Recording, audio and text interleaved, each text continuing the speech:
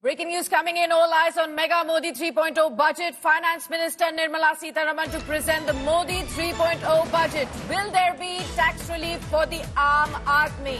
Can Finance Minister Nirmala Sitharaman tame the rising costs and inflation for the common man? All right, so that's the big news coming in. All eyes will be on Nirmala Sitharaman. Remember, because this is going to be historic in so many ways. The woman you're looking at, not only the first finance minister, but also she's already scripting history. 7th straight budget for Nirmala Sitharaman today for the fiscal 24-25. And this, remember, basically also beats the record of former Prime Minister Morarji Desai. He had served as the finance minister 1959 to 64 and presented 5 full budgets and 1 interim budget. Sakshi, all eyes, of course, while there is a lot of technical jargon that you will keep us updated with. But my focus, and basically the Aam Aadmi expects some relief in tax, some relief in perhaps housing and other loans. Do you think that's going to be the focus today as well?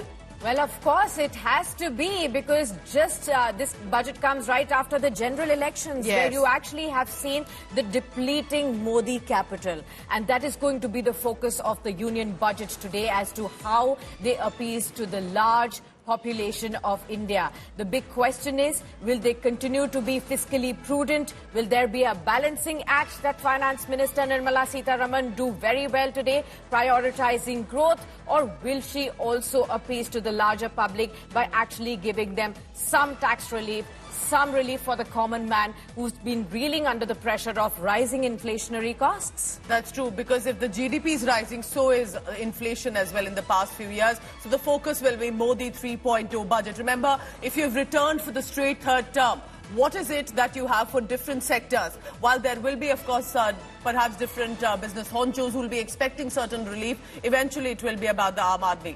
So it's raining expectations, especially for the middle class, and all-important income tax slab that all of us will be focusing on. But Finance Minister Nirmala Sitharaman is all set to unveil the first budget of Modi 3.0 in just a short while.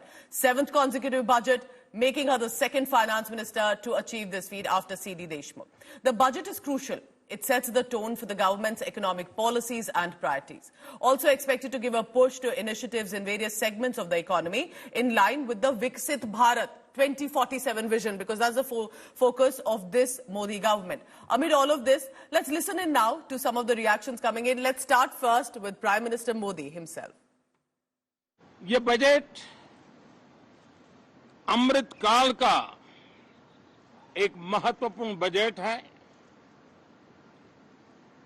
हमें 5 साल का जो अवसर मिला है, आज का budget हमारे उन 5 साल के कार्य की दिशा भी तय करेगा। और ये बजट 2047 जब आजादी के 100 साल होंगे, तब विकसित भारत का जो हमारा सपना है, उस सपने को पूरा करने की मजबूत नींव वाला बजट लेकर के हम कल देश के सामने आएंगे। All right, so there you heard it from the Prime Minister. He is hoping for a historic budget that will be for the Viksit Bharat. Let me now go across to our reporter who's been covering the developments at the North Block at the Finance Ministry, Karishma Sudani, now joining in. Karishma, very good morning to you. Action already picking up at the North Block. I can see you talking to a lot of people right there. Do tell me, what is the mood right now? Of course, the nation has a long list of wish lists and expectations. Will the Finance Minister be able to give some relief to the Aam Aadmi while also staying on the fiscally prudent path this time around? What's your scene?